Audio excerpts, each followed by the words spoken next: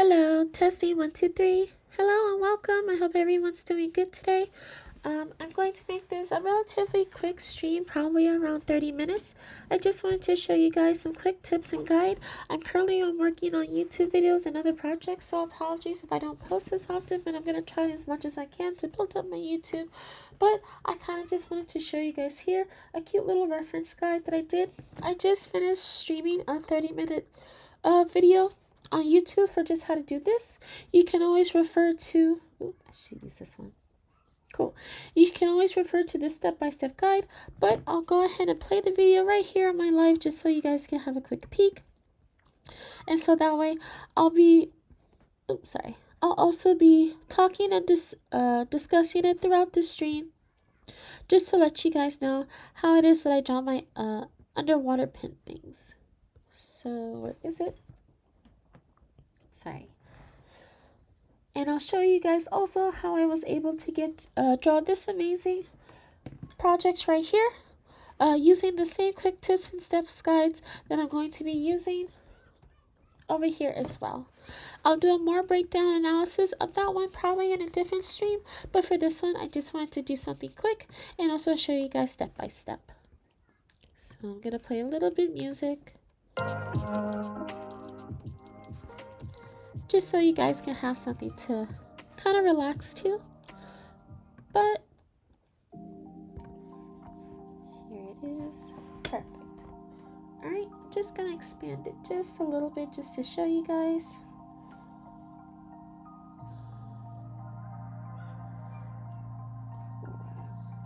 Alright, so this is a stream that I did earlier today, and I'll go ahead and mute that. It's basically the same thing using the same reference guide that I had before, but I'm going to speed it up a little bit just so you guys can see some of the things that I'm working on. There you go. So basically this was more of an introduction, how to draw bubbles in the water, and the different tools that I use. So I actually use the software that I use is called Krita, and it's a free software that any beginning artist or any artist that can use in order to create whatever dynamic poses and drawings that they want to do. But just to start with step 1, you just draw like a squiggly shape, something close to a circle but not completely, just to kind of start off overall. With your bubble, it's very important to kind of just have this shape. It doesn't have to be perfect, but just something close to it. You're drawing like a bubble shape. And then of course for step 2, just so that you can effectively see everything, I'm going to go ahead and color the background so that way it can give you more of that watery atmosphere whenever you're drawing the bubbles. So that way you're able to see each color step by step throughout the layers. And then for step 2, as I redraw the circle, you're actually going to go ahead and with a different brush or a different tool, just kind of shade in the white layer or just white shadows in the background, just to make sure that you guys understand it's a bubble. It's not like a clear-cut circle, but a bubble that's going to just help create the overall shadow and the shade in the background. When you're underwater, it's not going to be a pure white color, but it is going to be a color that you guys can use in order for it to show and make a more contrast to the water. So for each of this step, I just thought it'd be easier if I just copy and paste instead of redrawing everything. And so for the next step, we're actually now going to use our select tool. Use more of the thick paint layer. And then using the select tool, we're just going to dash the paint onto the bubble. And we're going to start with a nice white layer.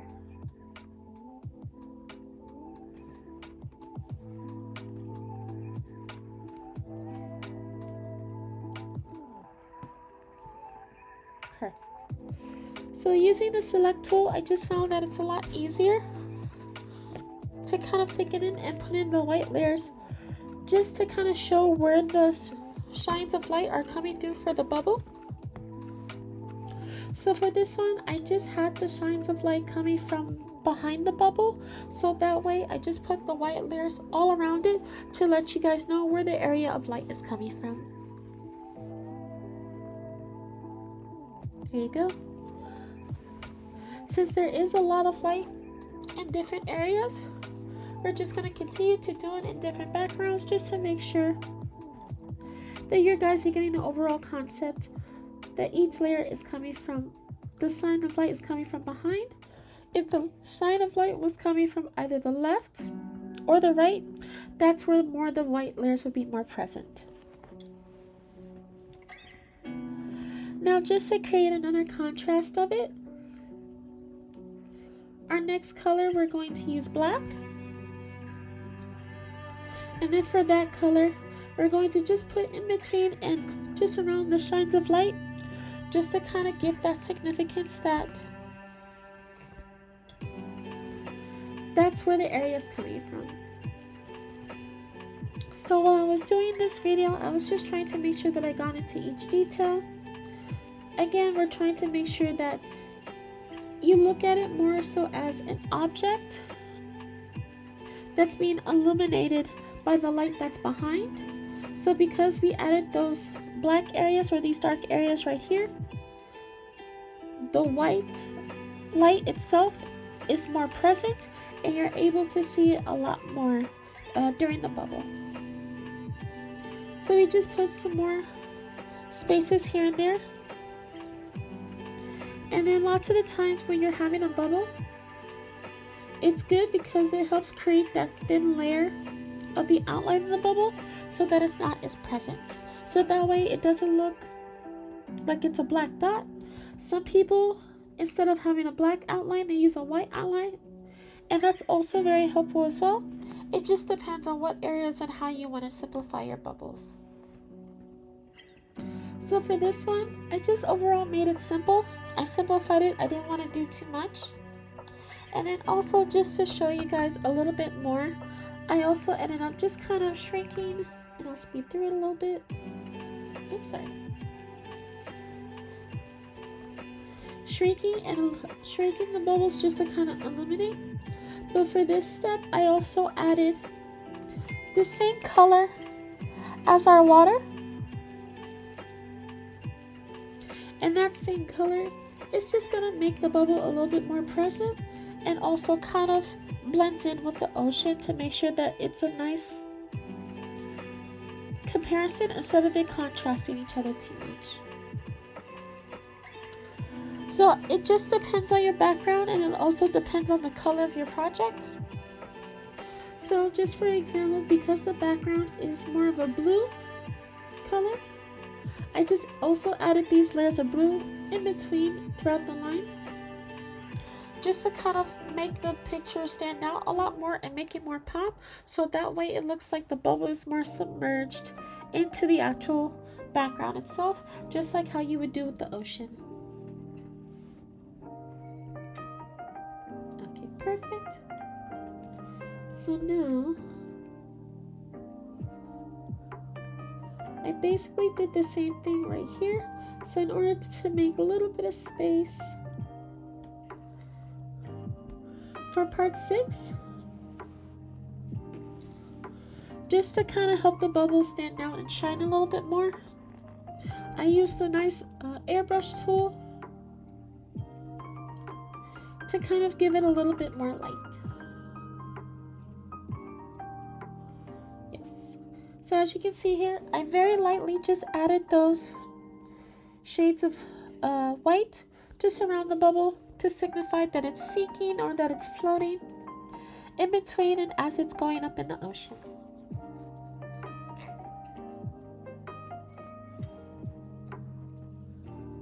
Perfect. Now for step 7, I copied and pasted and did the same thing, but now we're just going to add a little bit more details just to really give it that air bubble feeling. Usually if you're in the ocean or if you're in the water, it's not just going to be one bubble by itself. There's going to be multiple bubbles just surrounding it all around it. And then also little tiny bubbles that you can just use the color white to draw all around. So as you can see here, I just ended up using the paint tool just to draw these little white spots everywhere to show you that this is where the bubbles are at. And also show you guys that when you're drawing little bubbles, you don't have to be too detailed or intricate. Instead of copying and pasting it everywhere, sometimes those little white specks are also good, especially if you want to use it to complement another bigger bubble. It's the same thing with these little bubbles right here.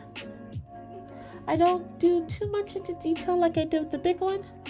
I just followed the same process, but I made it less detailed because the main attraction is this bubble right here instead of these little bubbles here. So you'll be able to see it as I go through each one. Just repeating and following the same processes that I did before. And now as you look at all the steps, this is where we are when we're drawing the final result for our bubbles. And overall, it's a very simple, nice step-by-step guide for each one.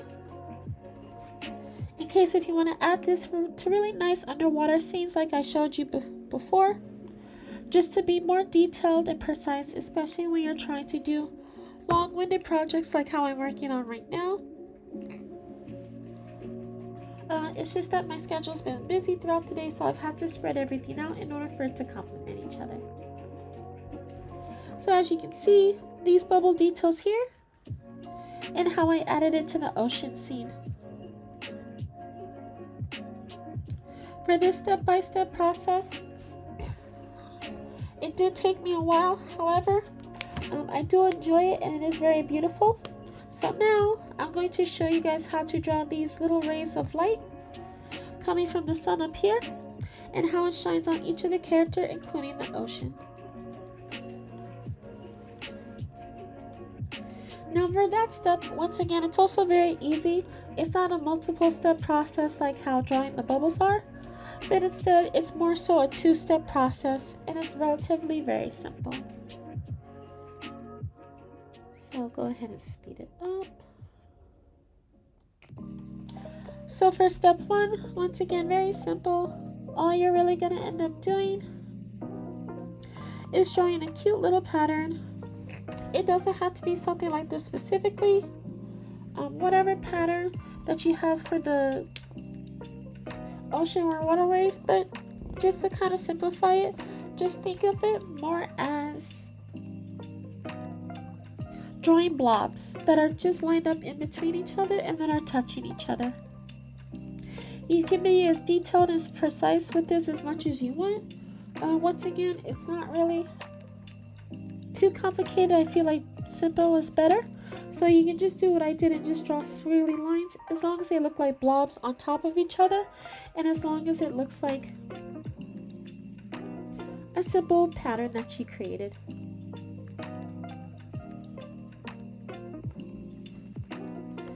Now for step two, which is really the easier part, you're going to take that pattern, oops, sorry.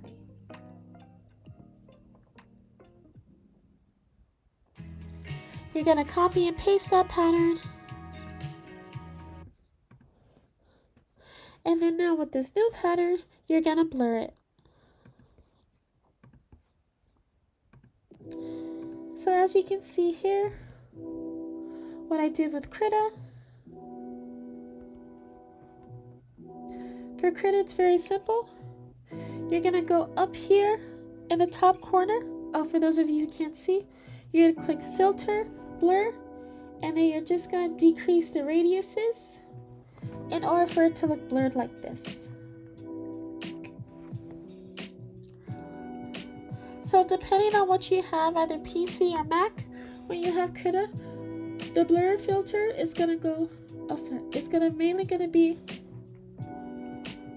on your top corner up here, either left or right hand corner depending on how your computer is designed.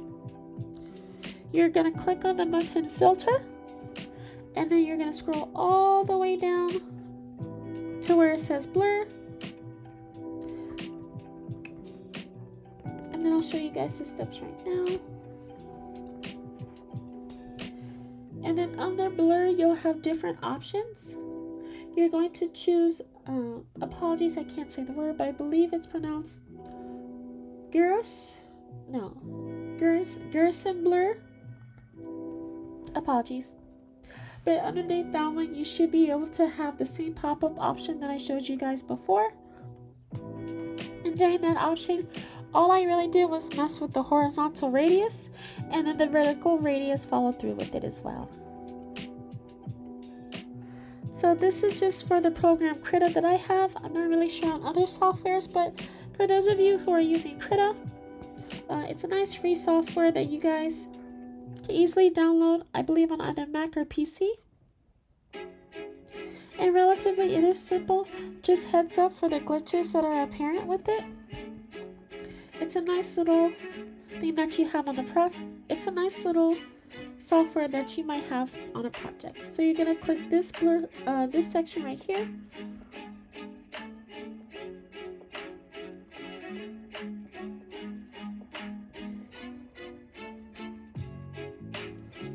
That's the one that you're gonna click for the blur.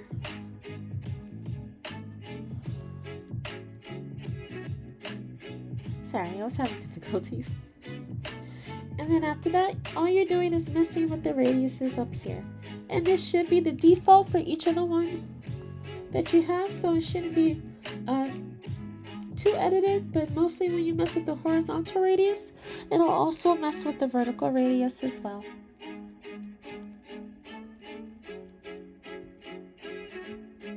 There you go.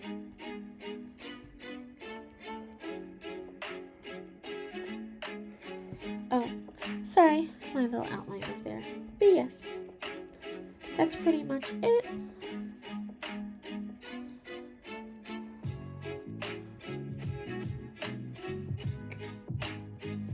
There you go. And then here are the steps right here. So for Krita, and I'll show you one more time, you're gonna go up here. Oh, sorry if you can't see it on my screen, but you're gonna click filter. You're gonna click blur, Gaussian blur, and then just mess with the radiuses right here in order to get that nice blur effect for your underwater scenes. Perfect. Alright, and that's it. These are the two quick tip guides that I have for you guys if you want to learn how to draw bubbles or just learn how to draw patterns in order for your ocean scenes. And then here's a little step-by-step process that I did using with Krita. And these are the same processes that I used when I ended up drawing this one. Once again, I'm still not completely finished with this one. I've been working on this one for a while, but it's almost done. I just have to give each of the characters goggles, and then once I'm done with that one, I'll go ahead and save it, and then I'll post it to my other social medias as well. Thank you guys so much for tuning into my stream. I'll try to stream as much as I can, and of course this will be saved onto my channel later in case if you guys want to learn how to draw bubbles in the water or how to draw water ripples using the water/ocean light. But yes, alrighty guys, I will see you guys in just a little bit. I'll go ahead and save the stream, and then I'll also be uploading more photos on my other social media and then uploading more videos later throughout the day. Alright, have a great one. See you later.